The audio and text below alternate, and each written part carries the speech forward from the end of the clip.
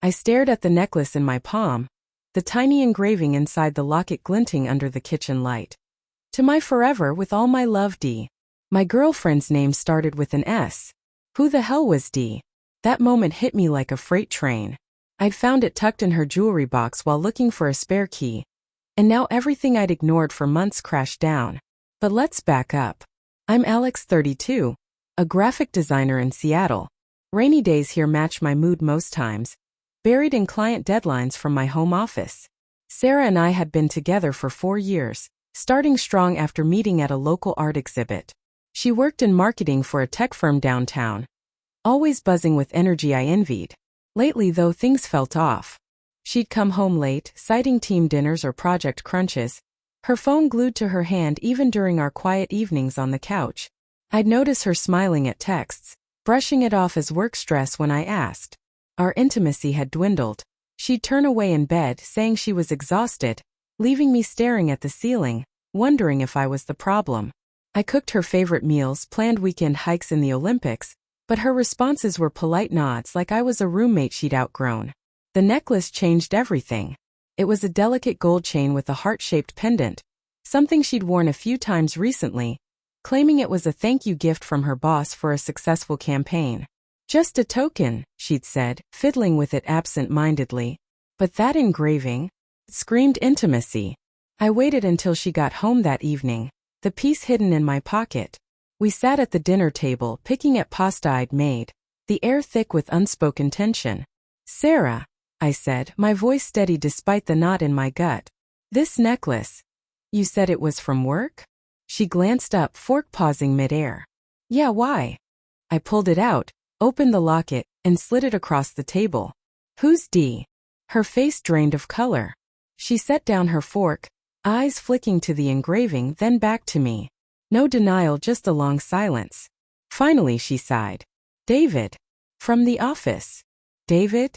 Your coworker. My mind raced. David was the new hire she'd mentioned in passing, the one leading her team now. She nodded, leaning back in her chair. It's not what you think. Well, it is, but we've been seeing each other for a few months. The words landed like ice water. Not just cheating, but emotional, the kind that built a secret world excluding me. She'd shared laughs, touches, maybe nights with him, while I sat here planning our future. It wasn't just the betrayal. It was how it stripped me bare, making every memory feel like a lie. I'd trusted her stories, her late hours, and now I saw the humiliation, me, the oblivious partner, cooking for a woman who pitied me. Why? I managed my throat tight. Was I not enough? She looked away, tracing the tablecloth with her finger. Alex, you're a good guy. Stable. But David, he excites me.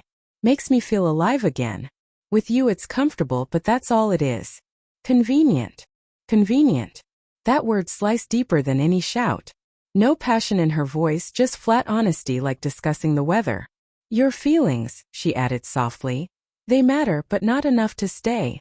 I deserve more than settling. I didn't yell. Didn't throw things. Just sat there, the room spinning.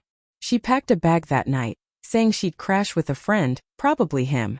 The door clicked shut, and I crumpled on the couch, tears coming in waves. For years gone. I replayed every moment.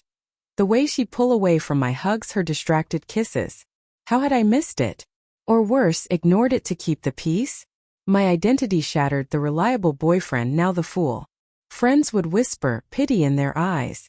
Work suffered, designs blurred through sleepless nights. But in that darkness, something shifted. 2 weeks later, staring at old photos on my phone, I deleted them one by one. No more begging texts. I'd sent a few at first, pathetic pleas she ignored. Clarity hit. I wasn't convenient. I was worthy. I started small. Joined a gym downtown, not for revenge body nonsense, but to feel my own strength. Reconnected with old friends over coffee, sharing the story without bitterness. Even dove back into freelance projects, channeling the pain into creative bursts that landed me a big client. Sarah. She moved on publicly, posting pics with David on social media. It stung, but I unfollowed, building walls where needed. No dramatic showdown, just quiet boundaries. I ran into them once at a cafe, her eyes widened, but I nodded politely and walked away, heart pounding but head high. That was my justice, refusing to let her define my worth. Looking back, that necklace wasn't just a betrayal. It was a wake-up. Relationships aren't about convenience. They're about mutual fire. If someone's dimming yours, walk away with dignity intact. It hurts like hell, and healing slow therapy helps time more so.